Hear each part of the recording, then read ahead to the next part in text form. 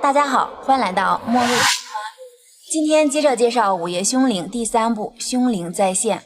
与其说是第3部，不如说是第2部的平行版本，都是以第1部为背景展开的剧情延伸。第1部结尾，高山看过录像带之后无故死于家中。今天这部就从解剖高山尸体说起。法医安藤打开胸腔，判定高山可能死于心肌梗塞，但是从胃里却发现一些写着数字的纸屑。而警察钱川还了解到，高山很古怪，与妻子浅川离婚后一直没有来往，可死前却频繁见面。救护车到达高山家时，浅川也刚到，从高山家取走录像带之后，便回家带走孩子失踪了。而且高山在临死前给浅川打过电话，但首先发现尸体的却是他的助手高村。随后浅川便带着2个法医找到了高村了解情况。安藤表示，按高山的身体状况是不可能死于心肌梗塞的。浅川则赶紧询问浅川母子的下落，见高村有所隐瞒，便大声质问起来。高村被吓得晕了过去。当高村醒来后，对安藤说，1个月前高山曾提起过你，说你们读书时流行玩暗号游戏，只有你才能破解他的暗号。他死前是和浅川一起调查死亡录像带，当时看过录像带的4个人同时死去。而高山不同于普通人，有通灵能力，能猜中未来的事或者别人的心事，所以他肯定早就知道我们会邂逅。回家之后，安藤便拿出从高山胃里取出的纸屑，尝试破解密码，没想到破解出来竟是 DNA 遗传因子。第2天，安藤拿着高山的验尸报告对同事宫下说，高山是肿瘤引起的心肌梗塞而死，在他的血管内发现了从未见过的肿瘤，而喉咙里的溃疡竟是灭绝已久的天花病毒。后来接到浅川的电话，2人便赶到事故现场，原来是浅川和儿子发生了交通事故已死。第2天，安藤告诉高村，浅川和儿子昨晚发生意外已死，孩子是事故前心肌梗塞而死。警方推测是浅川开车时突然发现后座的孩子已死，导致驾驶失误而出现的交通事故。高村表示，高山死前曾经谈过他儿子的事，很后悔把遗传因子留在世上。其实他并不是希望儿子死去，而是想通过帮助浅川寻找获救的方法，但死的时候却发生变化，他看到了一些不好的东西。后来浅川的上司吉野找到安藤，表示浅川曾想让他看一些东西，然后拿出浅川留下的记事本说道，之前4个学生在看了那个录像带的1个星期后，同一时间死于心肌梗塞。浅川出于好奇便调查此事，还在伊豆旅店里找到了那个录像带，并且看过以后也坚信自己1星期后会死去，便找到前夫高山一起调查录像带的事，没想到把儿子也牵扯了进来。浅川还写道，录像带是贞子的意念形成的，母亲志津子拥有透视功能而被媒体熟知，但是实验现场却遭到怀疑而后自杀。而有着超强特异功能的女儿贞子却被视为妖怪，最后被亲生爸爸活活淹死。贞子杀人凭借的是怨恨的力量。浅川认为只要在1周内把录像带翻录给别人看就会得救。为了儿子，他决定把录像带传给父亲，没想到儿子没有得救，父亲也自杀了。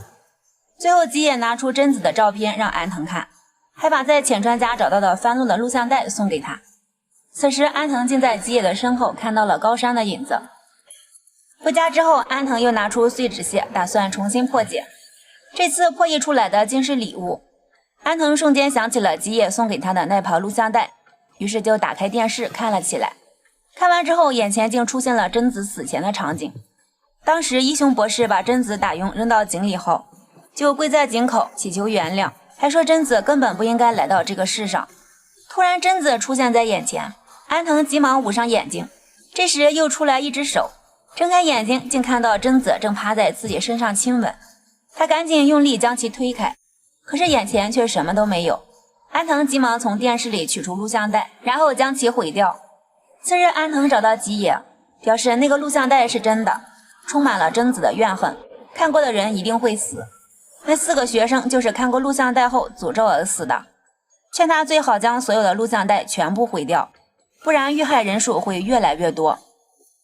后来安藤又找到高村，告诉他确实是录像带的原因，而高山的目的就是想让录像带在世界上消失。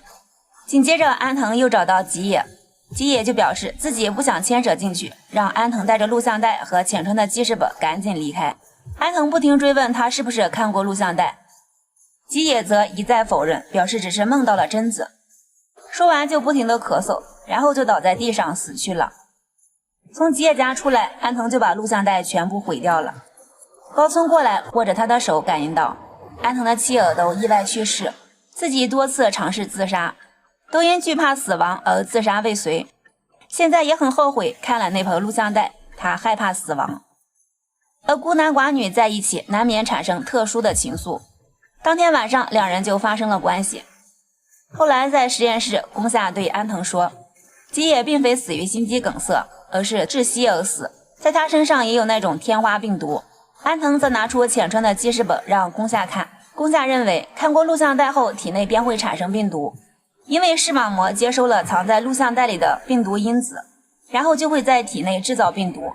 接着安藤便让宫下给自己检查一下身体，宫下给安藤检查完毕，表示他的体内并没有病毒，证明录像带和病毒没有关系。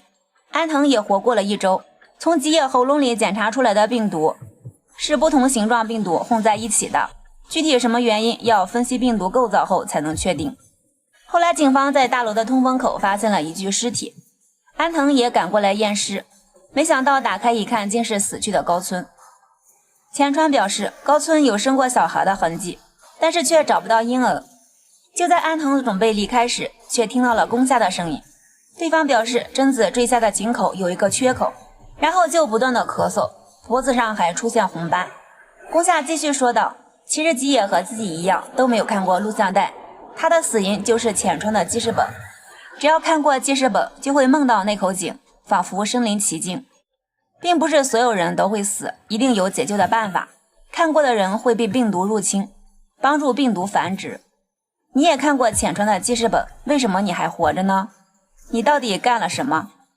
安藤突然想起自己和高村发生过关系，没想到刚回到办公室就见到了复活的高村，正拿着浅川的记事本。安藤急忙索要，高村却表示现在明白我复活的原因了吧？我将自己的遗传因子用意念注入录像带里，然后从你的体内走到高村体内，再进入他的子宫，因为你跟他发生了关系，让我可以重回世上。安藤质问为什么要杀死高村呢？对方表示高村没有死，还活在我的体内，高村的记忆全部留在我的体内。此时的高村也是贞子的替身。高村表示你不是喜欢我才发生关系，而是害怕死亡。我想帮助你，可是你却不爱我，只有通过你和高村发生关系而复活。我就是想要所有人体会到我的恐惧感，然后一把将其推下了井，让他感受自己曾经的经历。突然贞子冒了出来，搂着他说道，还有好多事要你去做，你可是我的帮凶啊。安藤表示自己只是继承高山的遗愿，所以才毁了录像带。贞子则表示自己之所以能够复活，都是因为和高山邂逅，只要把你儿子的遗传基因放到高山的体内，就会死而复生。然后安藤就按照贞子的要求做好了一切。